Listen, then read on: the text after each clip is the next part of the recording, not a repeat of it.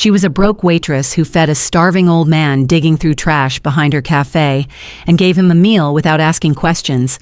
What she didn't know was that he was the father of the city's most powerful mafia boss, and her kindness had just earned her a job offer she couldn't refuse. Mara's hands shook as she counted the tips for the third time. $42. That was all she'd made in an 8-hour shift at Di's Cafe, and rent was due in 3 days. "Mom, can I get new shoes? Tommy laughed at mine today." Leo's voice echoed in her head from that morning. Her 7-year-old son wearing sneakers held together with duct tape, trying so hard to be brave. She'd kissed his forehead and promised him soon. Soon. That word was starting to taste like a lie. The cafe was closing. Mara wiped down the last table and grabbed the trash bag, hauling it toward the back alley. The October wind bit through her thin uniform as she stepped outside. That's when she saw him. An old man, maybe 75, bent over the dumpster. His weathered hands picked through yesterday's bagels and half-eaten sandwiches. He wore a coat that had probably been expensive once, but now hung loose on his thin frame. His face was gaunt, but his eyes, they were sharp, intelligent, like they'd seen too much. Something in Mara's chest cracked. "Sir." Her voice came out softer than she intended. The man turned, startled for a second. She saw shame flicker across his face before he straightened up with surprising dignity. "Evening, miss. Are you hungry?" He hesitated. Pride and desperation fought behind those sharp eyes. Finally, he nodded once. "Come inside. The cafe's closed, but I work here. Come on, before you freeze to death." She held the door open until he followed her in. The warmth of the cafe wrapped around them as Mara locked the door and guided him to a corner booth. She moved quickly, knowing Danny would kill her if he found out, but she couldn't unsee what she'd just witnessed. Within minutes, she'd scrambled eggs, toasted bread, and poured hot coffee. She set the plate in front of him with a gentleness usually reserved for Leo. "I can't pay you," the old man said quietly. "I'm not asking you to." They sat in silence as he ate.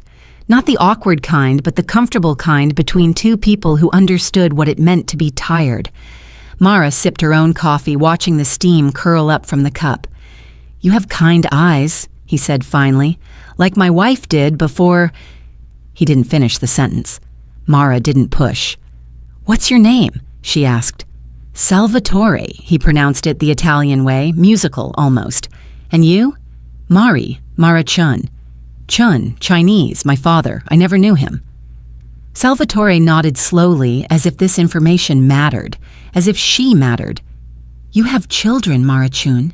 Her face softened. "He's 7, and his father's gone." The word came out harder than she meant it to, in the worst way possible. "Still breathing, but doing everything he can to make our lives hell." Salvatore's expression darkened for just a moment. Then he smiled, and it transformed his whole face.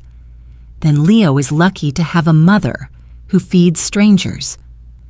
They talked for another 20 minutes about the neighborhood, about how the city used to be safer, about small things that felt bigger in the quiet of a closed cafe. Salvatore was educated. She could tell by the way he spoke, the words he chose. This wasn't a man who belonged in a dumpster. When he finally stood to leave, he gripped her hand with surprising strength. "Thank you, Mara, for treating me like a human being. Everyone deserves that much." Something flickered in his eyes, respect maybe, or recognition. The world would be better if more people thought like you. He walked out into the night, and Mara went home to her cramped apartment, to Leo sleeping in his too small bed, to bills scattered on the kitchen table like autumn leaves. She didn't think about Salvatore again until the next morning. The black Mercedes pulled up at 10 a.m., right in the middle of the breakfast rush. Then another, then 3 more. Mara was taking an order from table 6 when the first suit walked through the door. Then another, then 5 more. They weren't customers. They moved like soldiers, scanning the cafe with predatory precision.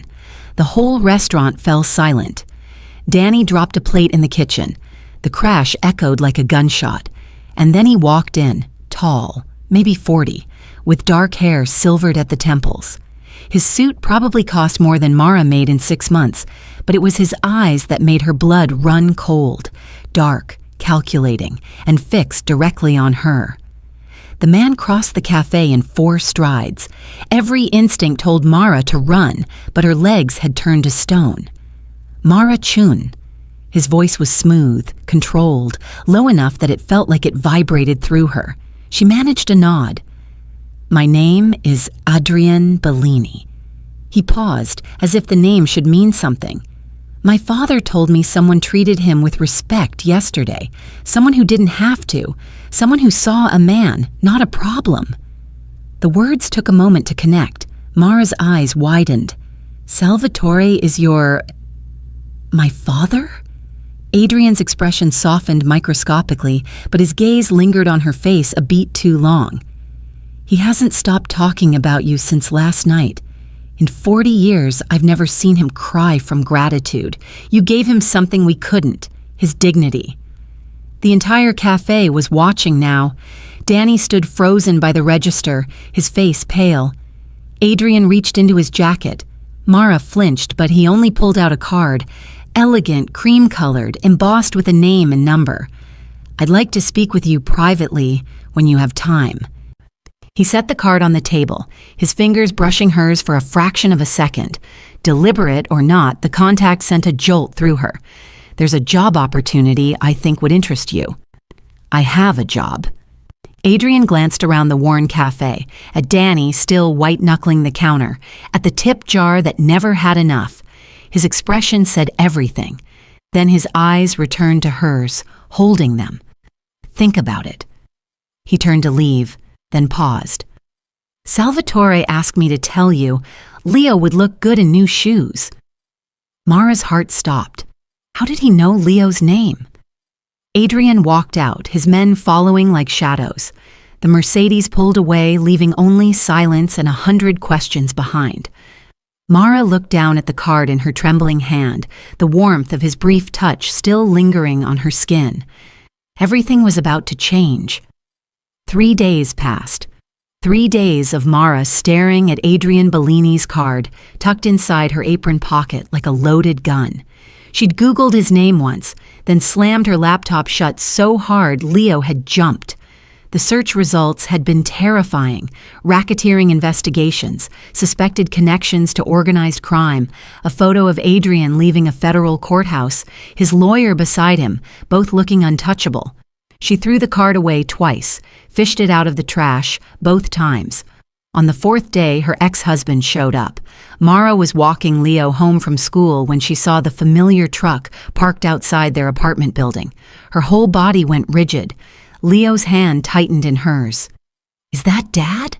His voice was small, uncertain. Stay close to me. Marcus was leaning against his truck, arms crossed.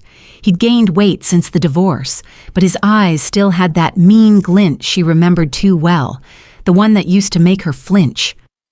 Mara, he said her name like an insult, looking rough these days. What do you want, Marcus? To see my son. He smiled, but there was no warmth in it. That a crime? You're 3 months behind on child support.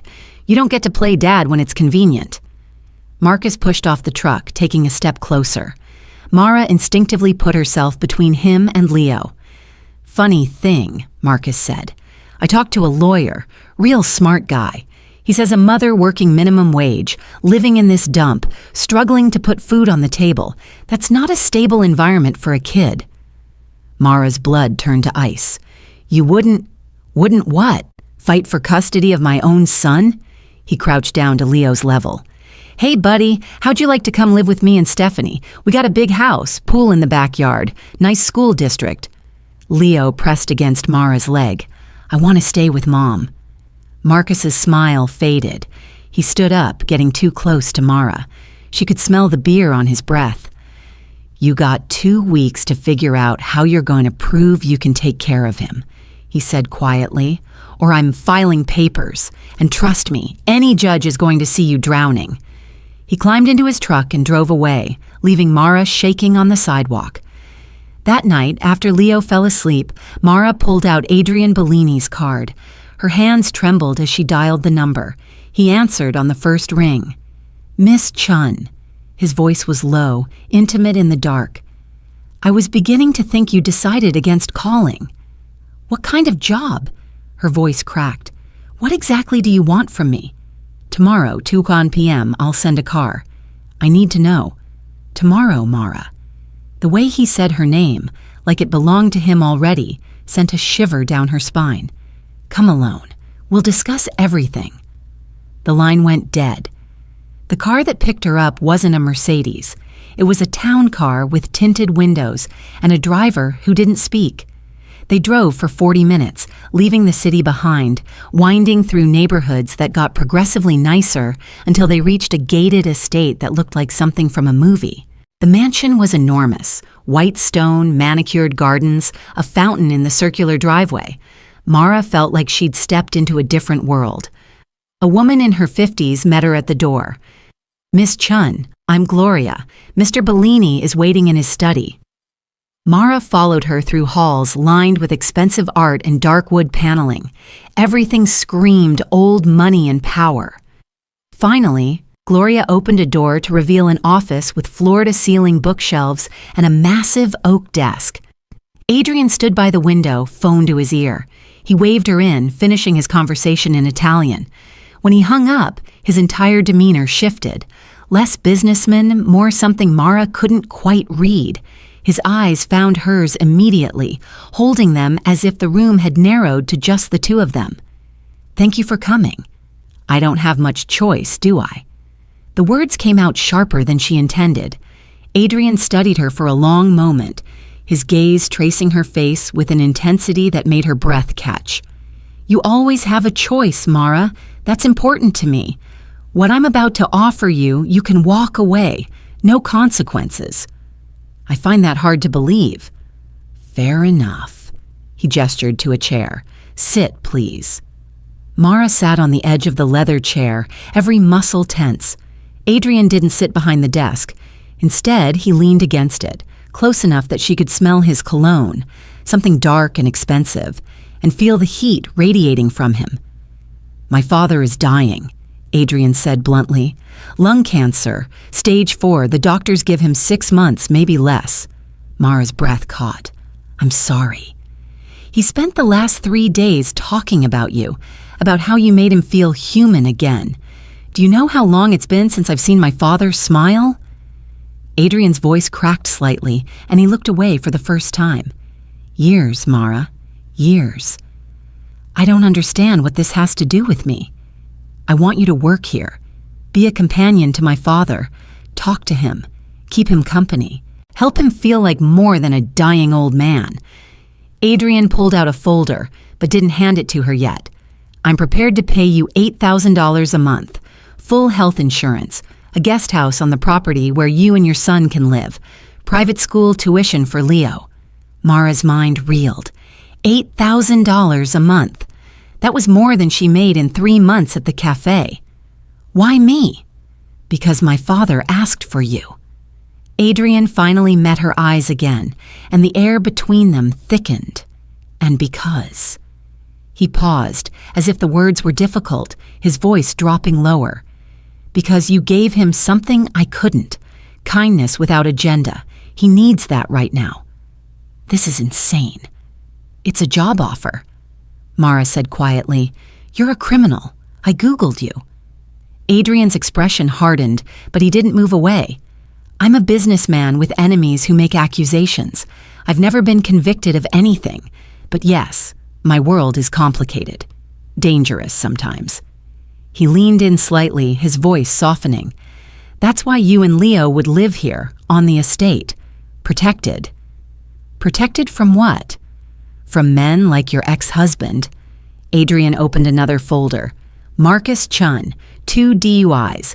Assault charge dropped when the victim refused to testify. Currently 3 months behind on child support while driving a new truck and living with his girlfriend in a house his parents bought." Mara felt violated and relieved at the same time. "You investigated me. I protect what's mine." His eyes flicked to hers, holding them with an intensity that made her pulse race. And if you accept this position, you and Leo will be under my protection. That includes dealing with Marcus's custody threat. How did you... I make it my business to know things. Adrian slid a contract across the desk, his fingers brushing hers again, this time deliberately, lingering just long enough to send heat racing up her arm. Read it. Think about it. You don't have to decide today. But Mara was already reading. The terms were clear, almost too generous. 6 months employment, no illegal activities required, living quarters provided, legal support included. What if your father... She couldn't finish the sentence. If he passes before 6 months, the contract pays out in full. You'll have enough to start over wherever you want. Mara looked at the paper, at the number that would change everything. She thought of Leo's taped-up shoes, of Marcus's threat, of the bills covering her kitchen table, and of the way Adrian was looking at her now, like she was the only thing in the room that mattered. I need to think about it. Of course. Adrian stood but didn't move away. But Mara, your ex-husband filed preliminary custody papers this morning. You have less time than you think. The room tilted. How do you know that? Adrian's smile was cold, but his eyes were warm on hers. I told you, I know things. He walked her to the door, his hand hovering at the small of her back without quite touching, close enough that she felt the promise of contact. Mara left the estate feeling like she'd just made a deal with the devil, even though she hadn't signed anything yet, but they both knew she would. She had no other choice. And somewhere, beneath the fear, a traitorous part of her wondered what it would feel like if he did touch her. Mara signed the contract 4 days later, sitting at her kitchen table while Leo slept. Her hand shook as she wrote her name, feeling like she was signing away more than just 6 months of her life. The next morning, 2 moving trucks showed up at her apartment. We're here to help Miss Chun relocate, one of the movers said, showing her a work order with Adrian's signature. Within 3 hours, their entire life was packed and loaded. Leo watched wide-eyed as his toys, books, and clothes disappeared into boxes. Mara had explained as simply as she could. They were moving somewhere nicer, somewhere safer, for a special job helping an elderly man. Will I have my own room? Leo asked. Yes, baby. Will Dad know where we are? That question hurt more than she expected. It'll be okay, I promise. The guest house on the Bellini estate was nicer than anywhere Mara had ever lived. 2 bedrooms, a full kitchen, hardwood floors, and windows overlooking a garden that looked like something from a magazine. Leo ran from room to room, his excitement temporarily drowning out Mara's anxiety. Mom, there's a tire swing and a basketball hoop. Can we go outside soon? Let's unpack first. A knock at the door made her jump. Gloria stood there with a warm smile, holding a basket of fresh bread and fruit. Welcome. Mr. Salvatore is very excited to see you. He's in the main house solarium whenever you're ready. Mara left Leo unpacking his toys and walked across the manicured lawn to the mansion. Her heart pounded with every step. What had she done? What kind of world had she brought her son into? The solarium was a glass-enclosed room filled with plants and afternoon sunlight. Salvatore sat in a leather chair, a blanket over his lap despite the warmth. When he saw her, his face lit up like a child on Christmas morning. Mara. His voice was weaker than she remembered. You came. Hi, Salvatore. She sat in the chair across from him. How are you feeling? Better now. Tell me everything. How is young Leo? Did he get new shoes? Despite everything, Mara smiled. He did, and he's very excited about the tire swing. They fell into easy conversation, just like that night at the cafe. Salvatore asked about Leo's favorite subjects in school, what books he liked, whether he played sports. He listened like every detail mattered, like he had all the time in the world, even though they both knew he didn't. My son told me about your situation, Salvatore said eventually. Your ex-husband. You don't have to worry about that. But I do worry. You showed me kindness, Mara, real kindness, the kind that's rare in my world. He leaned forward. In my life, I've done things I'm not proud of, hurt people, made choices that haunt me. But you fed a stranger digging in trash without asking questions. That kind of goodness is precious. Mara felt tears prick her eyes. I'm not that good. I'm here because I'm desperate. Desperation doesn't make kindness less real. It makes it more valuable. Salvatore coughed, and Mara saw how much pain he was in. Now tell me about Leo's favorite dinosaur. I want to know everything. They talked for 2 hours. By the time Mara left, she felt lighter somehow, like maybe this wouldn't be so bad. That feeling lasted until she met Vince, and until Adrian appeared. He was waiting outside the solarium, arms crossed, watching her with eyes like a hawk studying prey. Tall, muscular, probably mid-40s, with a scar running through his left eyebrow. So, you're the waitress, Mara Chun. I know who you are. Vince circled her slowly. I know everything about you. Where you were born, where you went to school, your ex-husband's blood type, that speeding ticket you got in 2019. Is there a point to this? The point is you're too perfect, too convenient. Woman shows up out of nowhere, gets close to Salvatore right when things are heating up with the Costello family. Makes me wonder who sent you. Nobody sent me. Adrian offered me a job. Right, and it's just coincidence you're exactly the type to make an old man drop his guard. He stepped closer, invading her space. I've been protecting this family for 20 years. If you're a plant, if you're working for our enemies, I will find out. And when I do, Vince. Adrian's voice cut through the air like a knife. He emerged from the mansion, his expression thunderous. But when his eyes landed on Mara, something shifted. Concern, maybe, or something hotter. Step away from her now. Boss, I said now. Vince backed off, but his eyes promised this wasn't over. He disappeared into the house, leaving Mara shaking. Adrian turned to her, his anger transforming into something softer, something that made her stomach flip. I apologize. Vince is paranoid, but he's loyal. He'll come around. Will he? Because he just threatened me. He threatens everyone at first, even me when I took over for my father. Adrian glanced back at the house, then stepped closer, close enough that she had to tilt her head to meet his eyes. But you need to understand something, Mara. This world, my world, it runs on suspicion. Trust gets people killed. Vince has kept my father alive through 3 rival families trying to take us down. His paranoia isn't pleasant, but it's kept us breathing. What kind of life is this? Mara whispered. Adrian looked at her for a long moment, his gaze dropping to her mouth before returning to her eyes. An honest one. We don't pretend to be something we're not. Unlike the politicians and CEOs who break laws in boardrooms and call it business, we know exactly what we are. He paused, his voice lowering. But my father, he's different.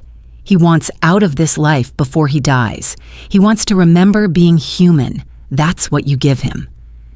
Before Mara could respond, a child's laughter echoed across the lawn. Leo had found the tire swing.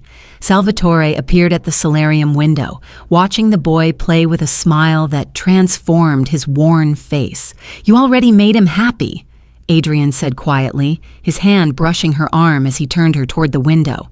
The touch was light, but it burned. In 2 hours, you gave him more joy than I've managed in 2 years. Mara watched her son swing higher and higher, his laughter pure and free. In that moment, despite everything, the dangerous men, the luxury that felt like a cage, the contract that bound her to this strange new world, she thought maybe, just maybe, they'd both found something they needed. And when Adrian's fingers lingered on her skin a second longer than necessary, she didn't pull away.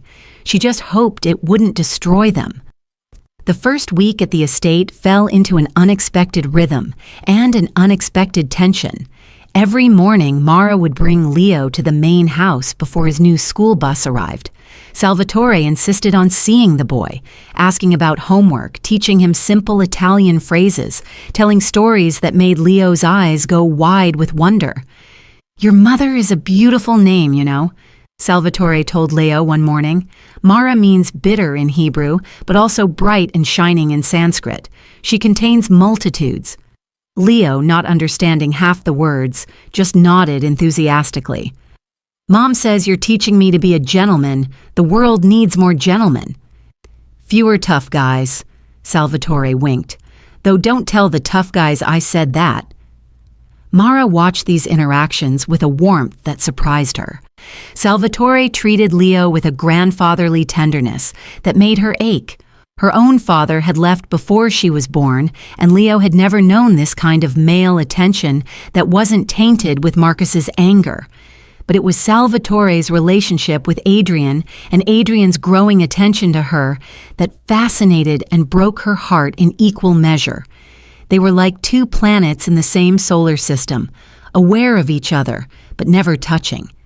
Adrian would check on his father every evening, standing in the doorway of the solarium, asking about his health, his comfort, his needs, always formal, always distant. "Come in, Adrian," Salvatore would say. "Sit with us. I have calls to make." "You always have calls to make. That's how business is run." And Adrian would leave, something painful flashing across his face so quickly Mara almost missed it. Until one night, when he lingered in the doorway, his eyes on Mara instead of his father. On the 8th night, after Leo was asleep, Mara found Salvatore looking through old photo albums in his study. He invited her in, pointing to pictures with trembling fingers. "That's Maria, my wife, Adrian's mother." He touched the photo lovingly. "Breast cancer took her when Adrian was 15, right after his birthday." "I'm so sorry." Adrian found her. She'd collapsed in the kitchen. Salvatore's voice broke. He called the ambulance, held her hand, told her everything would be okay. By the time I got home, she was gone. And my son had changed. The photo showed a younger Salvatore with a beautiful woman and a boy with bright, unguarded eyes. Mara tried to reconcile that boy with the controlled, dangerous man she'd met, and the man who now watched her across rooms with an intensity that made her skin prickle. "He blamed himself," Salvatore continued. "Thought if he'd found her sooner, called faster, done something different. And I was so destroyed by grief, I let him shoulder that guilt.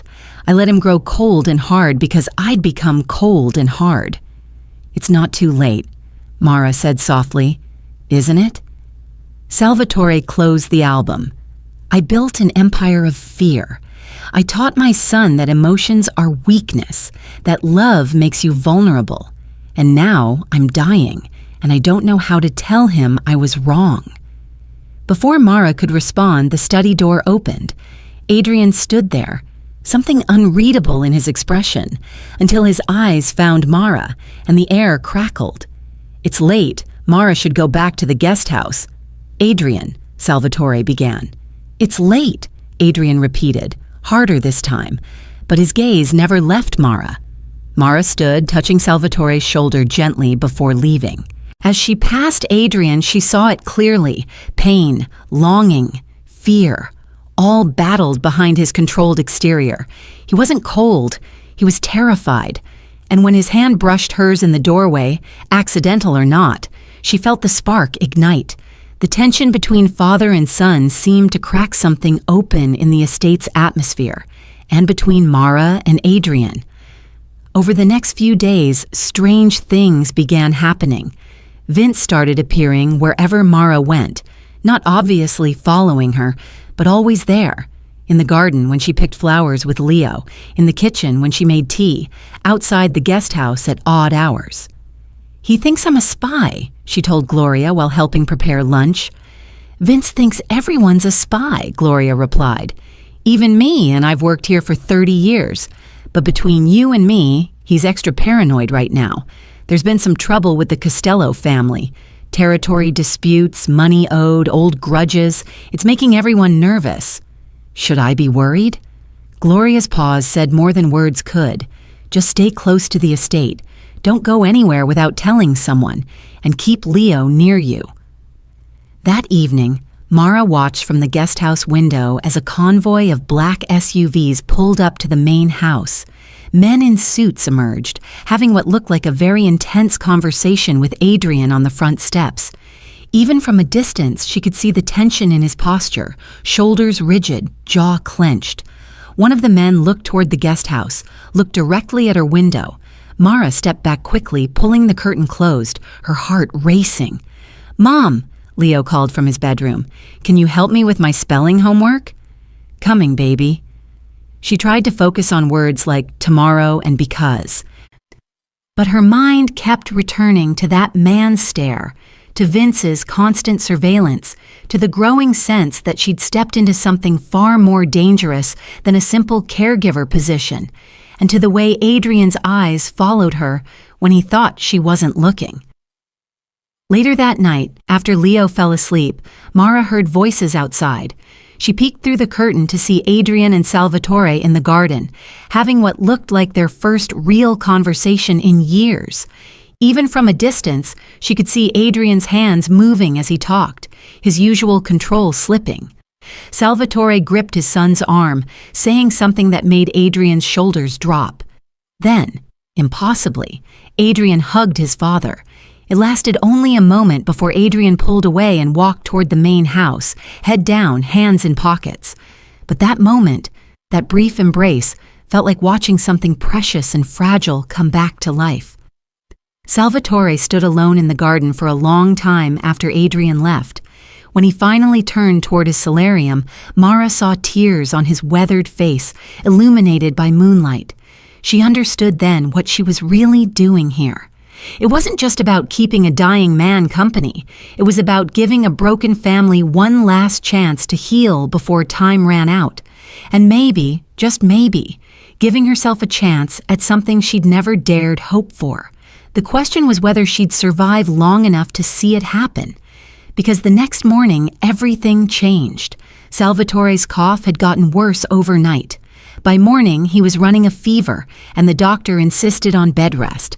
Mara spent the day in his bedroom suite, reading to him from an old Italian novel he loved, bringing him soup that he barely touched, watching him drift in and out of sleep. "You're a good girl," he murmured during one of his waking moments. "My Maria would have loved you." "Rest, Salvatore. Save your strength." "For what?" His laugh turned into a cough. "I'm dying, Mara. We both know it. Let an old man speak his mind." She held his hand, feeling how fragile he'd become, like he might blow away if she let go. That evening, when Salvatore finally fell into deep sleep, the doctor assured Mara he'd be fine through the night. She decided to tidy his study. He'd mentioned wanting a specific book, and she hoped to find it for him. The study was massive, lined with books in Italian, English, and what looked like Latin. Mara ran her fingers along the spines, searching for the title Salvatore had mentioned. She pulled out several books, checked them, put them back. That's when she noticed it. One of the books didn't slide back into place properly. It stuck out slightly, like something was blocking it. Mara pulled it out again, reached behind the shelf, and felt something solid. A lever. Her heart pounded. She shouldn't touch it. She should walk away, find Gloria, tell someone. But curiosity, that dangerous human curiosity, made her pull the lever. Part of the bookshelf swung inward with a soft click, revealing a hidden compartment about 2 feet deep. Inside was a single leather-bound ledger, thick and old, the edges worn from handling. Mara knew she shouldn't look. Every instinct screamed at her to close the compartment and forget she'd found it. She opened the ledger anyway. The pages were filled with names, dates, and numbers written in neat handwriting. Some entries were in English, others in Italian. But even without understanding everything, Mara recognized what she was seeing. Transactions, deals, betrayals. Vincent Russo, $50,000, then testified against Franco Bellini, 1987. Detective Michael Morrison, $200,000, gave raid locations 1991-1994. Anthony Costello arranged hit on Maria Bellini, 1995. Mara's blood turned to ice at that last entry. Maria was Adrian's mother. Someone named Costello had arranged her death, but it was marked unverified with a question mark. She kept reading, finding dozens of entries spanning 40 years. People who'd betrayed the Bellini family, people who'd been paid off, people who'd disappeared. Each entry detailed with dates, amounts, and consequences. This wasn't just a record book, it was an insurance policy, evidence against dozens of people, some probably still alive. I always knew someone honest would find it. Mara spun around. Salvatore stood in the doorway, leaning heavily on his cane, his face pale but his eyes sharp and clear. "I'm sorry, I didn't mean to—" "Sit down, Mara." It wasn't a request. She sat, clutching the ledger, feeling like she'd just opened Pandora's box. Salvatore moved slowly to his chair, lowering himself with a wince. "I kept that hidden for 30 years. Not even Adrian knows it exists. Why are you telling me this? Because you found it. Because you're honest enough that I trust what you'll do with it." He gestured to the ledger. "Every name in there is someone who betrayed my family. Some got away with it. Some paid the price. Some I never proved, so they're still out there. The entry about Maria, Anthony Costello, I've suspected him for 30 years, but never could prove it. My wife, Adrian's mother, she wasn't just sick. She was poisoned slowly over months, made to look like cancer." Salvatore's voice shook. "But I could never prove who, and starting a war without proof would have gotten more people killed." Mara felt sick. Does Adrian know that his mother was murdered? Yes. Who did it? No. It would destroy him to know I've suspected for decades and done nothing. Why haven't you? Because without proof, I'd have torn apart everything we built, created a war that would have killed my son along with my enemies. Salvatore leaned forward. But now I'm dying, and I need someone I trust to decide what happens to that book. Why me? I'm nobody. Exactly. You have no loyalty to my world, no debts to pay, no angles to play. You're just a good woman who fed a hungry old man. He smiled sadly. That's precisely why I trust you. Mara looked down at the ledger, feeling its weight in her hands. What do you want me to do? Keep it hidden. Give it to Adrian only if he asks the right questions, if he's ready to know the truth. Salvatore's expression darkened. But be careful, Mara. People have died for less than what you're holding. Then why risk me finding it at all? Because I needed someone outside my world to see it, to understand what we've built and what we've lost. He coughed, the sound rattling. And because something tells me you're going to need that information sooner than either of us wants. Mara returned the ledger to its hiding place, her hands shaking. She felt like she'd just been handed a bomb with a timer she couldn't see. As she helped Salvatore back to his bedroom, neither of them noticed the shadow that had been standing in the hallway, listening to every word. Vince had heard everything, and by morning he'd make his move. Mara woke to Leo shaking her shoulder, his face pale in the early morning light. "Mom, there are men outside. Lots of them. They look scary." She bolted upright, her heart hammering. Through the bedroom window, she could see at least a dozen men in suits rushing across the lawn toward the main house. Something was very wrong. "Stay here," she told Leo. "Lock the door behind me. Don't open it for anyone except me." "Mom, do it, Leo, now." She threw on clothes and ran toward the main house. Gloria met her at the door, her face ashen. "Salvatore's gone. They took him during his morning walk." "What? Who took him?" Adrian appeared behind Gloria, and Mara had never seen him look like this. Raw fury barely contained beneath a surface of cold control. In his hand was a piece of paper which he thrust toward her, his fingers brushing hers, grounding her even in the chaos. "Read it." The note was typed and signed. The waitress knows where the insurance is. She has 48 hours to deliver the ledger to the address below, or the old man dies. Come alone. No police, no family, just her. Below was an address in a warehouse district downtown. Mara's legs nearly gave out. I don't understand. How do they know I found it? That's what we're going to find out. Adrian's voice was deadly quiet, but his hand lingered on hers. He turned to Vince, who stood nearby looking both furious and guilty. Lock down the estate. Find out who's been running information. I want names in the next 2 hours or you're all out. Boss, I swear we've been careful. My father is missing. The explosion of rage made everyone in the room flinch. Someone talked. Someone leaked. Find them, or I'll assume it was you. Vince paled but nodded, shouting orders into his phone as he left. Adrian turned back to Mara. Did you tell anyone? No, only Salvatore and I knew. Her breath caught. Wait, after we talked, I thought I heard something in the hallway, but when I looked, no one was there. Someone was listening. Adrian's jaw clenched. The Costellos have been sniffing around for weeks. They must have someone inside. The Costellos, the same family from the ledger? Anthony Costello's nephew runs their operation now. Marco, if he got word that ledger exists. Adrian didn't finish the sentence, but his expression said enough. That book contained evidence against his family going back decades. He'd kill to make sure it never surfaced. Mara sank into a chair, her mind reeling. This is my fault. I should never have opened that compartment. No. Adrian crouched in front of her, forcing her to meet his eyes, his hands coming to rest on her knees, warm and steady. This is my world's fault. You're just caught in it. But Mara... His voice softened impossibly, his thumb tracing a small circle on her leg. I need you to trust me.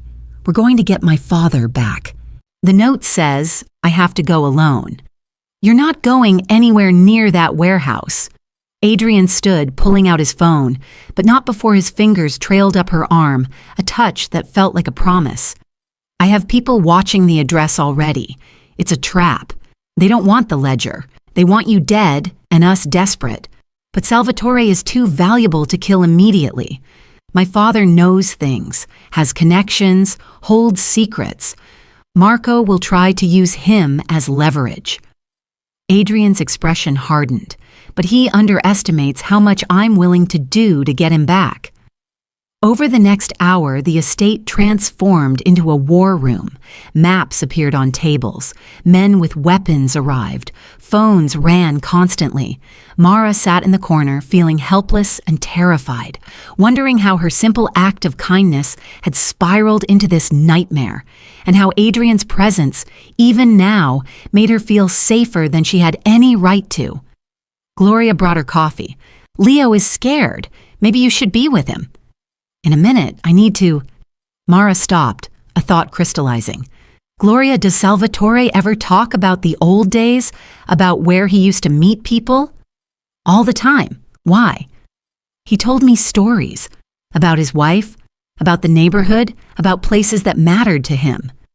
Mara stood, her mind racing. The night we talked about the ledger, he mentioned a place. An old social club where he used to do business. He said it was sacred ground. No violence allowed, even between enemies. Adrian looked up from his phone. The Monarch Club. It shut down 20 years ago. Did it? Mara met his eyes. Or did it just become invisible? Adrian's expression shifted as understanding dawned. The Costellos bought it in the 90s, turned it into a front. If they're holding him somewhere that has meaning, somewhere that sends a message, it would be there. Mara finished, on sacred ground, showing that they don't respect the old rules anymore. For the first time since the morning started, Adrian smiled, a cold, dangerous smile that made her stomach flip. You figured that out from his stories. He talks to me, really talks. Not like... She gestured vaguely at the house, the men, the empire. Not like this. Adrian stared at her for a long moment, something raw in his eyes. Then he turned to his men. Change of plans. The warehouse is a diversion. They're expecting us there, but we're going to the Monarch Club instead. Vince appeared in the doorway. Boss, we found the leak. Joey Marcetti, one of the drivers. He's been on Costello's payroll for 6 months. He heard everything through the door that night. Where is he? Ran. We're tracking him. Forget him. He's already done his damage. Adrian grabbed his jacket. Vince, take 12 men to the warehouse. Make noise. Let them think we took the bait. I'll take 4 to the club. I'm coming with you, Mara said. Absolutely not. Your father trusts me. If he's scared, if he's hurt, he'll need to see a friendly face, not just... She waved at the armed men. An army. Adrian opened his mouth to argue, then closed it. Something shifted in his expression. Respect, maybe, or recognition that she was right, or something more. You stay in the car until I give the all clear. Deal. As they prepared to leave, Mara looked back at the estate, at Leo being guarded by Gloria, at the life she'd stumbled into, at the choice she'd made when she fed a hungry old man. Everything had led to this moment. And when Adrian's hand found hers in the chaos, squeezing once before letting go, she knew she wasn't just fighting for Salvatore anymore. She just prayed they'd all survive it. The Monarch Club sat on a forgotten street where the city's memory went to die. Once it had been elegant. Brass fixtures, marble steps, a doorman in a crisp suit. Now the brass was tarnished, the marble cracked, and the doorman was a security camera pointing at nothing. Adrian's car idled 3 blocks away. Through binoculars, they watched 2 guards smoking outside the club's side entrance. Only 2 guards. Vince's voice crackled through Adrian's earpiece. That's wrong. The warehouse has 15, Adrian replied, because the warehouse is the trap. They weren't expecting us to figure out the real location. Mara sat in the back seat, her heart hammering so hard she thought it might burst. Every instinct screamed that she should be home with Leo, far from this violent world. But she'd seen Salvatore's face when he talked about his wife, about his regrets, about the life he wished he'd lived differently. He was a good man trapped in a bad world, just like Adrian, maybe. I need to go in, she said suddenly. Adrian turned in the front seat. We discussed this. No, you decided. But think about it. I'm the one they asked for. If I walk in that front door, they'll bring me to whoever's in charge, to Salvatore, and then kill me. Maybe. Or maybe they'll talk first. Buy time. Mara leaned forward, her hand resting on the seat between them, close enough that Adrian's fingers twitched toward hers. Your father told me things about Marco Costello, his nephew, how he's trying to prove himself, be the big man, earn respect he hasn't really earned. So men like that, they talk, they gloat, they need to show how smart they are. She pulled out her phone. I'll call you. Keep the line open. You'll hear everything. When you know where Salvatore is, you can come in. Adrian shook his head. Too dangerous. Everything about this is dangerous, but I'm the only one who can walk through that front door without starting a firefight. Mara met his eyes, her voice softening. Your father saved me, gave me a job, protected Leo from Marcus. Let me return the favor. For a long moment, Adrian just stared at her. Then he did something unexpected. He reached back and gripped her hand, just for a second, his thumb brushing her knuckles. You're either very brave or very stupid. Can it be both? The ghost of a smile crossed his face, but his eyes were dark with something else. When you get inside, mention the ledger immediately. Make them think you brought it, but keep talking. Stay visible. We'll be right behind you. Mara nodded, trying to ignore the terror coursing through her veins and the way his touch lingered in her mind. She dialed Adrian's number, put her phone on speaker, and slid it into her jacket pocket. Then she got out of the car and started walking. The guards saw her coming from a block away. She kept her hands visible, walking steadily, trying to look calm even though her legs were shaking. I'm Mara Chun, she called out when she was close enough. I'm here about Salvatore Bellini. I have what Marco wants. The guards exchanged glances. One spoke into a radio.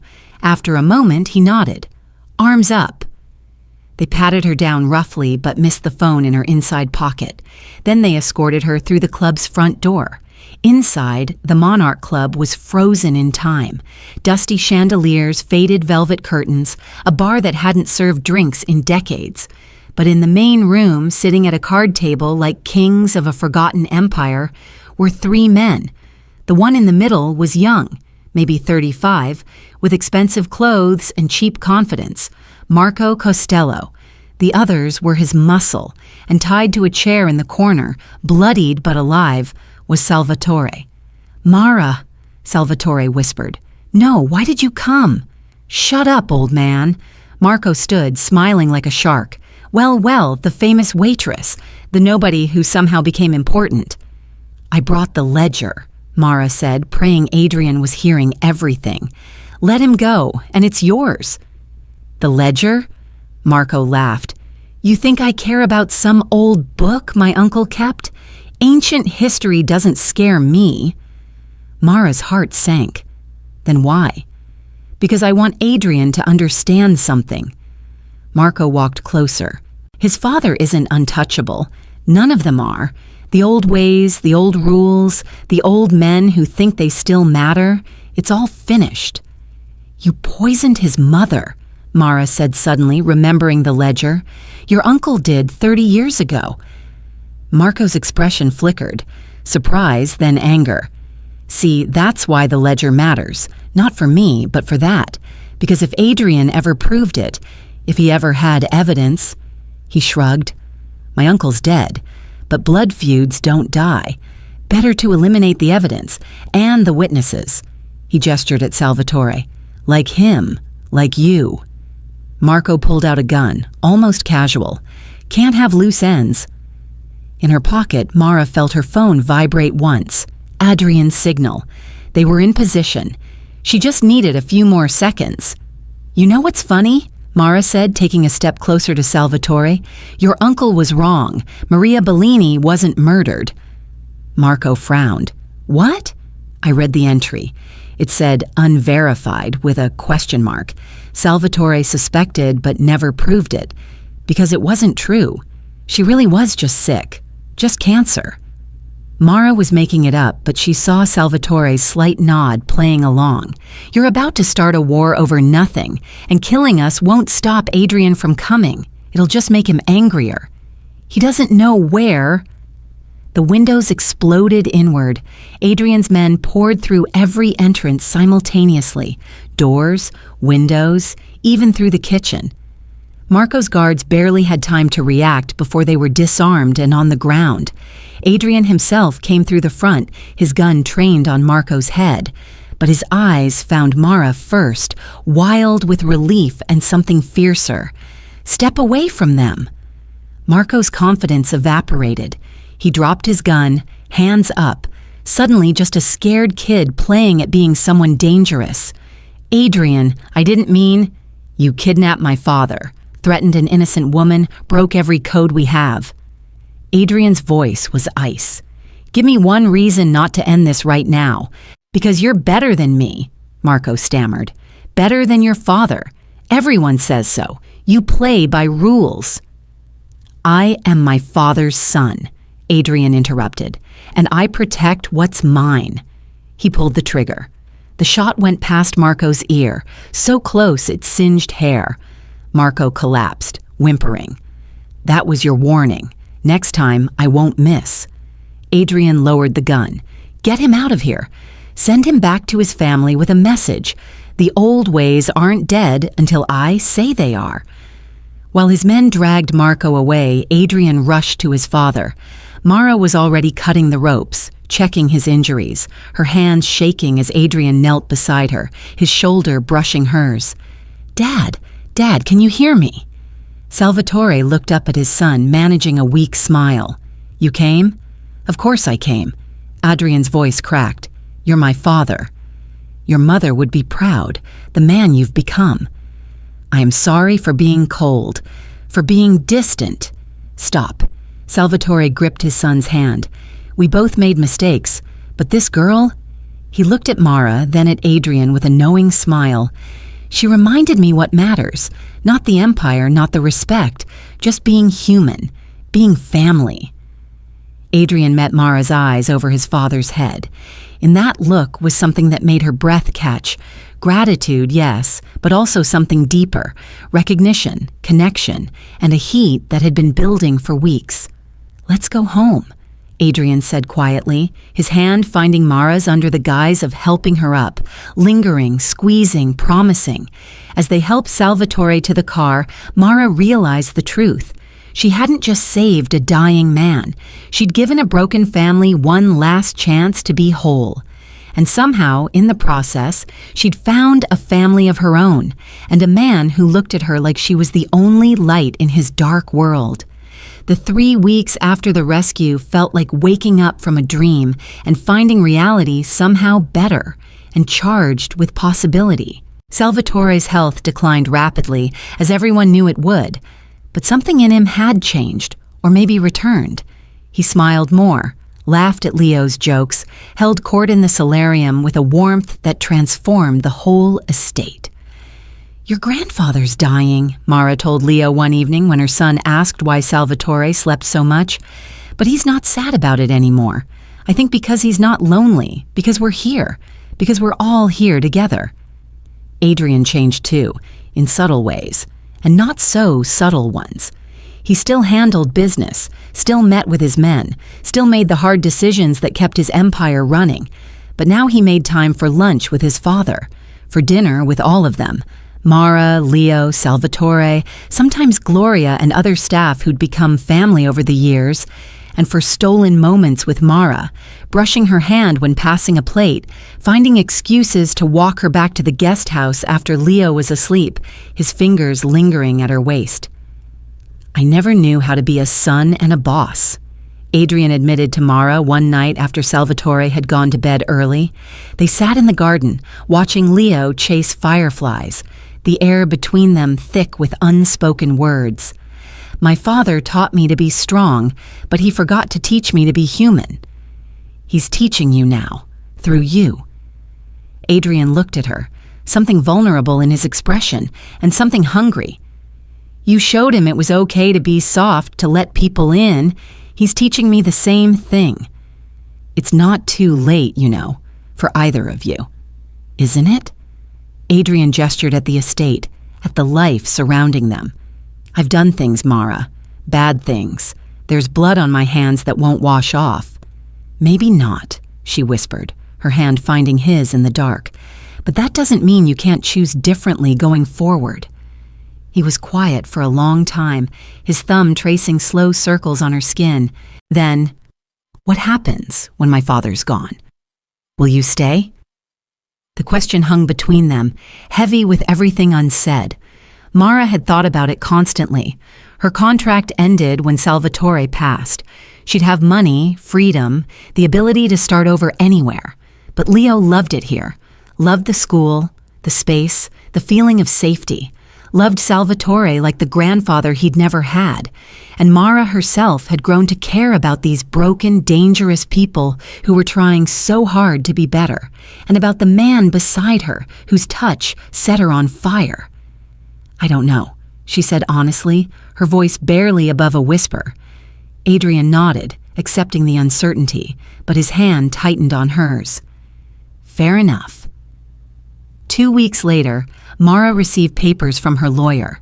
Marcus had dropped his custody suit. Furthermore, he'd signed away his parental rights entirely in exchange for, Mara had to read it twice, a job at a construction company upstate, prepaid rent for a year, and a strong suggestion that he stay away from his former family. She found Adrian in his study that evening. "You didn't have to do that." He looked up from his paperwork, his eyes softening when they met hers. "Do what?" "Marcus. The job? The apartment? The suggestion?" She made air quotes around the last word. "I protected what's mine," Adrian said simply, standing and rounding the desk to stand in front of her, close enough that she had to tilt her head back. "You and Leo are under my roof. That makes you family, and I protect family." "We're not family, aren't you?" He leaned back against the desk, his voice dropping. My father calls Leo his grandson. Leo calls me Mr. Adrian, like I'm some kind of uncle. You've been eating dinner at our table for a month. Gloria baked you a birthday cake. If that's not family, what is? Mara couldn't answer because he was right, and because he was close enough now that she could feel the heat of him. Somehow, impossibly, she'd found herself woven into the fabric of this strange, dangerous, loving household, and into the orbit of a man who made her feel things she hadn't felt in years. The ledger, she said, changing the subject before she did something stupid like close the distance between them. What did you do with it? Burned it. What? Every page. My father and I went through it together. He told me everything. The suspicions, the betrayals, including about my mother. Adrian's voice roughened. It was never proven, just fear and grief looking for someone to blame. Holding on to it poisoned him for 30 years. So you let it go. We both did. Some truths aren't worth the cost of knowing them. He met her eyes, stepping closer. You taught us that. When you walked into that club, you weren't trying to find evidence or win a war. You just wanted to bring an old man home. That's what family does. Mara's breath caught as he reached out, tucking a strand of hair behind her ear, his fingers lingering on her cheek. Adrian, he didn't move away. Say it again. What? My name. Like that. She swallowed, her heart racing. Adrian. He closed his eyes for a moment as if savoring it. When he opened them, they were darker. You have no idea what you do to me. Before she could respond, he stepped back, giving her space, but not too much. I'm sorry, I shouldn't. Don't, she whispered. Don't apologize. He looked at her then, really looked, and the air between them crackled with everything they hadn't said. Salvatore passed quietly on a Tuesday morning in early December, with Adrian holding one hand and Mara holding the other. Leo had visited that morning before school, showing him a drawing of their family, stick figures labeled Grandpa Sal, Mr. Adrian, Mom, and me, all standing in front of a house that looked like the estate. That's beautiful, Leo, Salvatore had whispered. Put it on my nightstand so I can look at it. Those were his last words. The funeral was massive. Men from a dozen families, business associates, politicians, people whose lives Salvatore had touched in ways both legal and not. But the only people who cried were Adrian, Gloria, Mara, and Leo, who didn't fully understand death, but knew his grandfather wouldn't be teaching him Italian anymore. A month after the funeral, Mara sat in the guest house surrounded by packed boxes. Her contract was fulfilled. She had the promised money, enough to start fresh anywhere. A clean slate, a knock on the door. Adrian stood there, looking uncomfortable and devastatingly handsome in the morning light. You don't have to go. I know. I mean, you can stay. The guest house is yours. Leo's doing well in school, and... He paused, struggling with words. My father's estate. He left you something. What? No, I can't. 50% of his personal assets. Not the business, but his savings, investments, properties. He wanted you and Leo taken care of. Adrian handed her an envelope. He wrote you a letter. Mara opened it with shaking hands. Salvatore's elegant handwriting filled the page. Dear Mara, by the time you read this, I'll be gone. I hope I died well, surrounded by the family you helped me find again. I leave you money not as payment, but as gratitude. You gave me something precious in my final months. You reminded me how to be human, how to love without fear, how to be a father and grandfather instead of just a boss. My greatest regret was letting my world make me cold. My greatest joy in the end was learning it didn't have to. Take care of my son. He's harder than I made him, but softer than he knows. You see that? Help him see it too. And Leo, tell that boy his Grandpa Sal loved him. Tell him to be kind, even when the world makes kindness hard. You saved me, Mara. Not from death, that was always coming, but from dying alone and unloved. That's the greatest gift anyone ever gave me. Salvatore. Mara was crying by the time she finished. Adrian stood awkwardly in the doorway, giving her space, but when she looked up, he was there, pulling her into his arms without a word. She went willingly, burying her face in his chest, breathing in the scent of him as his hands stroked her back. "I don't need the money," she said finally, her voice muffled against his shirt. "I know, but take it anyway. For Leo. For his future." She pulled back just enough to look up at him. "What about you? What happens now?" Adrian smiled, sad but genuine. "I try to be the man my father was at the end, not the man he was at the beginning. I try to build something that doesn't require quite so much blood to maintain." He looked at her intently, his hands framing her face. "And I could use help. Someone who isn't afraid to tell me when I'm being an idiot. Someone who sees people instead of angles." "You want me to work for you?" "I want you to stay." His voice was rough, not as an employee, as family. He paused, his thumb brushing her cheek. "As more, if you'll let me." Mara looked around the guest house, at Leo's toys scattered across the floor, at the life they'd built here. She thought about Salvatore's smile, about Adrian's slowly thawing heart, and about the way he was looking at her now, like she was everything. "I need to talk to Leo." "Of course." That evening, she sat with her son on the porch swing, watching the sunset paint the estate's gardens gold. "Leo, how would you feel about staying here? Not forever, but for a while longer." "Really?" His face lit up. "Can we stay in the guest house? Can I keep going to my school?" "If we stay, we're family here. That means being part of Mr. Adrian's life, part of this world. It's not always safe." "But Mom..." Leo looked at her with eyes too wise for 7 years old. "We were never safe before. Not really. Not with Dad. But here I feel safe. And Mr. Adrian? He looks at you like Dad never did." Mara's heart stuttered. "What do you mean?" "Like you're special. Like he'd do anything for you." And that, Mara realized, was the truth of it. She'd spent years running from danger, only to find that real safety wasn't about avoiding dangerous people. It was about being surrounded by dangerous people who loved you and who made her feel alive in ways she'd forgotten were possible. 3 months later, the estate held its first real family dinner since Salvatore's death. Adrian sat at the head of the table, but the atmosphere was warm, almost jovial. Gloria had made her famous lasagna. Leo was telling an animated story about something that happened at school. Vince, surprisingly, had brought flowers for the table. "Grandpa Sal would have liked this," Leo said suddenly, "all of us together." Everyone went quiet. Then Adrian raised his glass. "To Salvatore, who taught us that family isn't always about blood. Sometimes it's about choosing to love people who are nothing like you." "To Salvatore," everyone echoed.